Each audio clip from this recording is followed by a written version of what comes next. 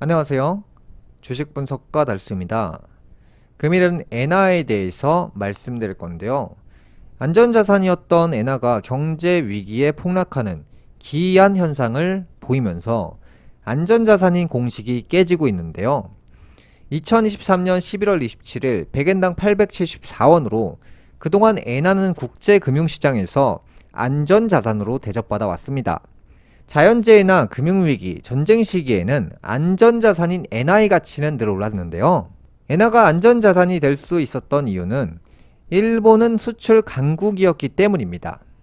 기본적으로 엔화의 약세 이유는 다양하지만 NK트레이드는 이자가 0%인 일본에서 100조 원을 빌려 미국 은행 이자 5.5% 상품에 1년간 돈을 맡기면 큰 노력을 하지 않고 제로금리로 빌려온 돈을 맡기면 이자로 5조 5천억 원을 받는 방법인데요.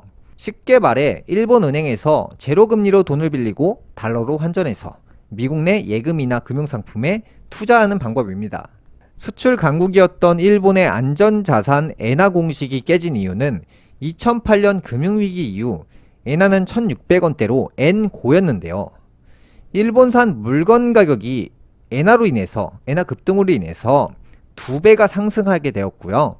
일본 물건이 안 팔리게 되니까 N고를 피해서 일본에서 물건을 팔던 기업들이 해외로 진출하였습니다. 2011년도에는 동일본 대지진 사건 이후 원전 비중을 줄였고요. 화력 발전소를 늘리면서 일본은 이 시기부터 석유와 가스 수입을 늘리게 되었고요. 여기서부터 에너지 의존도를 높이기 시작했다는 겁니다.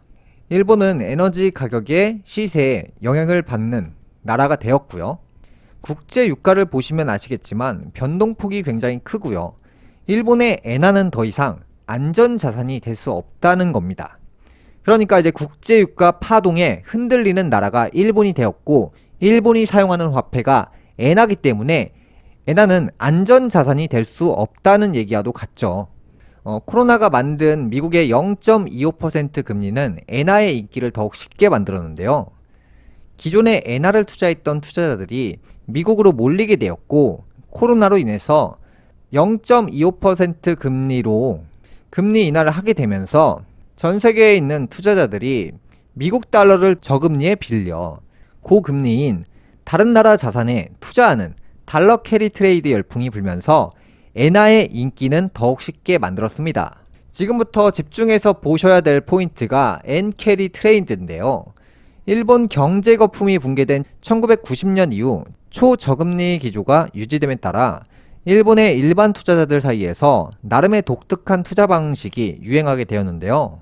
이자율이 낮은 일본에서 빌린 엔화를 이자율 또는 수익률이 높은 국가에 예금이나 투자를 해서 본국보다 높은 수익을 창출하는 투자 패턴인데요. 이 돈들이 현재 미국으로 많이 가 있죠. 이를 통해 앞으로의 환율을 예상해 볼 수가 있습니다. 자, 한 가지 예를 들어 보겠습니다. 자, 지금부터는 예제입니다. 제가 이제 이 방식을 통해서 한국은행에서 0%인 금리에 대출 1억 3천만 원을 받아서 현재 환율은 1달러당 1,300원이고요. 1억 3천만 원을 가지고 10만 달러를 환전하고요. 미국 내 은행에 10만 달러를 맡기는데 금리가 무려 10%입니다. 그래서 이제 1년이 지나서 이자를 더한 11만 달러를 돌려받게 되었고요. 이제 한국 돈으로 다시 환전할 겁니다. 1달러당 1,500원으로 11만 달러를 원화로 환전하게 되면 1억 6,500만 원이 생기는데요. 기존에 받았던 1억 3천만 원을 상환하고 나니까 3,500만 원의 수익을 내게 되겠죠. 그래서 이러한 방식을 통해서 저금리로 빌린 돈을 고금리 나라에 맡겨서 가장 좋은 시점에 다시 원화로 환전해서 대출을 상환하는 거죠. 이 돈이 움직이는 방향에 따라서 돈이 몰린 국가는 상승하고요. 그게 미국이고요. 그 돈들이 이제 앞으로 빠져나갈 준비를 하고 있어요. 그게 빠져나가면 그 나라가 침몰하게 돼요. 한순간에 예를 들어서 은행으로 치면은 뱅크런 같은 사태가 벌어지는 거예요. 그래서 해당 나라의 주식이나 은행이 붕괴가 되는 거죠. 그 다음에 이제 채권 투자도 굉장히 많이 하기 때문에 그 나라의 채권의 가치가 폭락하게 되면서 채권 금리가 초급등을 하게 되겠죠. 다음 예제는 이제 일본 은행과 미국 은행인데요. 금리 0%인 일본 은행에서 예를 들어서 150엔을 대출받았고요. 환율은 1달러당 150엔으로 대출받은 150엔으로 1달러를 환전했고요. 미국 은행에 금리 10% 상품에 1달러를 예금해서 1년 뒤에 1.1달러를 받습니다. 이 돈을 가지고 다시 엔화로 환전하려고 보니까 1달러당 100엔이 돼버린 거예요. 이게 바로 이제 투자 실패 사례인데요. 그래서 1.1달러를 가지고 엔화로 환전을 했더니 110엔을 돌려받을 수 있었습니다. 처음에 받았던 대출이 150엔이었고 돌려받는 돈은 110엔이 된 겁니다. 그래서 40엔이 손실인 거고요. 26%의 손해를 본 겁니다. 이 방식을 이용해서 투자하는 큰 손들이 워낙 많기 때문에 이 화폐의 움직임을 자세히 보면 어느 나라가 금리가 올라가고 어느 나라가 화폐의 가치가 떨어지거나 올라가는 것을 예상해 볼 수가 있는 거예요. 이 첫 번째 방법은 한국은행에서 미국은행으로 갔다가 다시 한국으로 와서 3,500만원 수익인 부분은 성공한 사례고요. 실패한 사례는 예를 들어서 현재 엔화가 예를 들어 800원대예요. 그러면 만약에 엔화가 900원이 되고 1000원이 돼버리면 캐리 트레이드 방식으로 투자한 사람들은 손해를 더 보기 전에 빠르게 일본으로 오게 되고요. 거기다가 추가적으로 이제 해당 국가가 투자 상품에 매력이 생기기 때문에 일본이 금리를 올리면서 화폐 가치가 상승하면서 이러한 투자를 하시는 분들이 전 세계에서 몰려오게 되면서 화폐 가치가 급등을 하게 되죠. 그러면 그 화폐는 어디서 올까요? 예를 들어 미국에서 오는 겁니다. 그러면 미국은 천천히 붕괴가 되겠죠. 엔화 가치 상승은 일본 은행에서 돈을 빌려간 투자자들이 서둘러서 상환을 하게 되는 시점이고요. 금리보다 중요한 것은 엔화 시세고요. 엔화는 금리를 올리는 시기부터 상승하게 되고요. 일본이 금리를 인상할 확률이 높은 2024년에 세계적으로 위기가 찾아올 확률이 높습니다. 말 그대로 미국에 맡겼던 돈들이 서둘러서 일본으로 이동하는 시기고요. 세계적인 투자자들은 화폐 가격이 저렴한 곳으로 이동할 준비를 하고 있습니다. 그 이유는 미국 달러는 역사적으로 보더라도 고점을 갔다가 항상 떨어졌기 때문에 예를 들어 여러분들이 이 미국 달러를 달러당 2,000원에 보유했다고 가정을 합니다.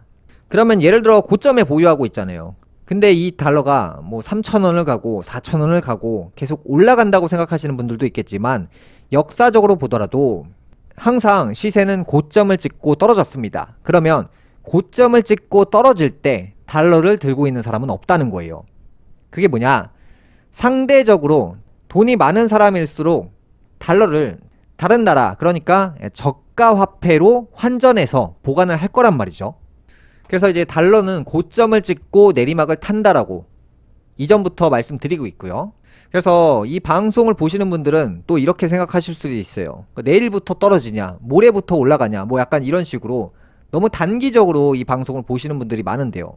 달러가 먼저 고점을 찍어야 되고요. 그 다음에 엔화가 저점을 찍고 나서 일본이 금리를 올리는 그런 상황들이 종합적으로 나와주면 제가 말씀드린 내용과 유사하게 갈 확률이 높습니다. 전 세계에 있는 투자자들이 이 화폐 시세를 보면서 현재 대기하고 있습니다. 예를 들어서 엔화가 올라간다. 그러면 일본 은행에서 돈을 빌려간 사람들이 지금 미국에서 놀고 있는데 엔화가 더 많이 올라가기 전에, 급등하기 전에 이동을 할 겁니다. 일본 은행에서 돈을 빌리지 않은 신규 투자자 입장에서도 또 마찬가지입니다. 예를 들어 이제 미국 달러를 달러당 2,000원에 들고 있는데 비싸잖아요. 달러가 이제 들고 있는 동안에 갑자기 1,500원이 되면 달러당 500원을 손해를 보기 때문에 이 달러의 시세가 고점일 때 빠져나오게 되고, 만약에 그 사람이 엔화를 700원에 사게 되면 70원이 오를 때마다 10%씩 수익을 낼 수 있기 때문에 달러를 2,000원에 보유해서 위험을 감수하는 것보다 상대적으로 바닥을 찍고 있는 엔화를 투자해서 수익을 창출하는 게 훨씬 더 수월하다는 거죠. 그런데 여기서 조건은 일본이 금리를 올리게 되었을 때 이 조건이 성립이 되는 거예요. 그래서 일본이 금리를 올렸을 때 N고 현상이 나올 확률이 높다는 거죠. N저에서 상승기로 돌아서려면 엔화가 약세에서 강세로 돌아서야 되고요. 달러는 강세에서 약세로 돌아서야 되고요. 거기에 이제 금리는 무조건 받쳐줘야 되기 때문에 일본은 금리를 올릴 수밖에 없어요. 왜냐하면 지금 일본이 빌린 돈이 많다고 금리를 안 올리는 것은 굉장히 1차원적인 생각이고요. 일본의 물가가 현재 4%대로 폭등을 하고 있습니다. 그 이유가 일본의 화폐 가치가 낮기 때문에 해외에 있는 원자재 같은 것들을 사올 때 이전보다 30% 이상 더 많은 돈을 주고 물건을 사올 수밖에 없기 때문에 물가가 폭등하고 있는 겁니다. 그래서 일본은 어쩔 수 없이 금리를 올릴 수밖에 없고요. 빌린 돈에 대해서 이자를 두려워하진 않아요. 왜냐면 금리를 올렸을 때 잃는 것보다 얻는 게 훨씬 더 크기 때문에 일본은 금리 인상을 선택할 수밖에 없습니다. 그 시기부터는 미국이 일본으로 인해서 침몰하게 되겠죠. 그래서 제가 보는 시각은 이거보다 조금 더 다양하지만 최대한 간단하게 설명하기 위해서 자료를 준비해 봤고요. 또 다음 시간에 제가 재미난 자료로 찾아뵙겠습니다. 금일 방송은 여기까지 하겠고요. 다음 시간에 뵙겠습니다. 시청해 주셔서 감사합니다.